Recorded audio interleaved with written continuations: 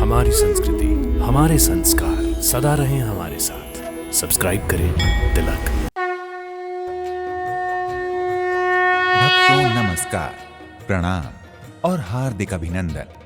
भक्तों, आज हम अपने यात्रा कार्यक्रम में आपको डायमंड नगरी सूरत स्थित एक ऐसे प्राचीन मंदिर का दर्शन करवाने जा रहे हैं जहां देवाधिदेव महादेव का स्वयंभू रूप श्री कंटारेश्वर महादेव विराजमान है।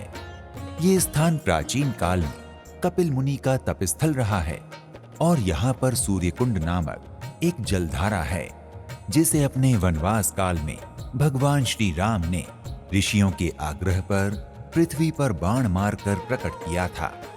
आपको ये बता दूं, ये कंटारेश्वर महादेव का मंदिर है वो ऐतिहासिक है और अपने नर्मदे पुराण में सूरत नर्मदा पुराण में उसका नाम में परिचित हुआ है।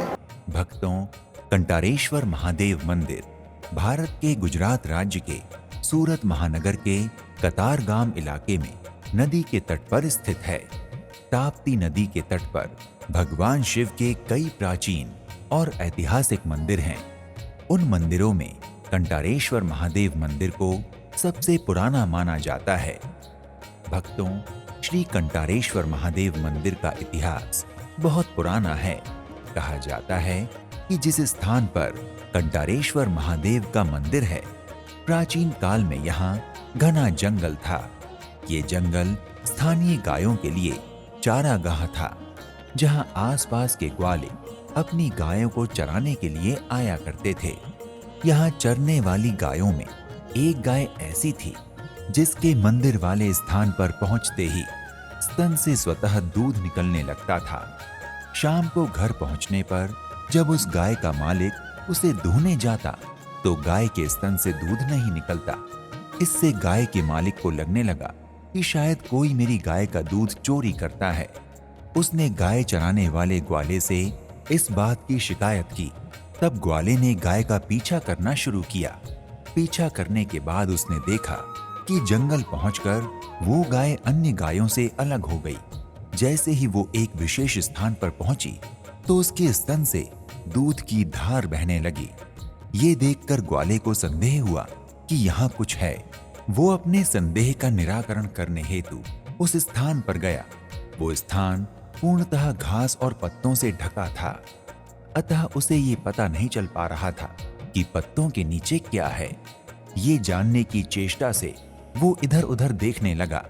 अचानक उसका पैर एक विशेष स्थान पर पड़ गया। पैर पड़ते ही वहां से एक भयंकर और अलौकिक आवाज आई, जिसे सुनकर वो गाय भड़क गई और ग्वाला गिर गया। ग्वाले के पैर से वहां जमा पत्तों का ढेर हट गया और वहां एक दिव्य शिवलिंग दिखने लगा।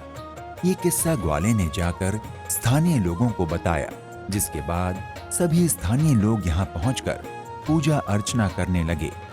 आज वही शिवलिंग कंटारेश्वर महादेव के नाम से इस स्थान पर विराजमान है। और ये नाम जो है कंटारेश्वर महादेव के कांटाला सा झाल में थी, ये शहर के विस्तार में जंगल में था, इसको नाम पड़ा कंटारेश्वर महादेव। भक्तों, कंटारेश्वर महादेव नाम होने का प्रमुख कारण ये है कि प्राचीन काल में ये स्थान कंटीले यानी कांटों वाले पेड़ों का जंगल था।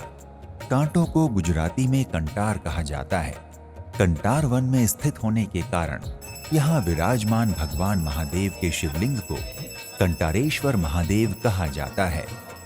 भक्तों, कंटारेश्वर महादेव मंदिर के निर्माण काल और निर्माता का कोई प्रमाण नहीं है, लेकिन लोगों का मानना है कि ये मंदिर हजारों वर्ष पुराना मंदिर है।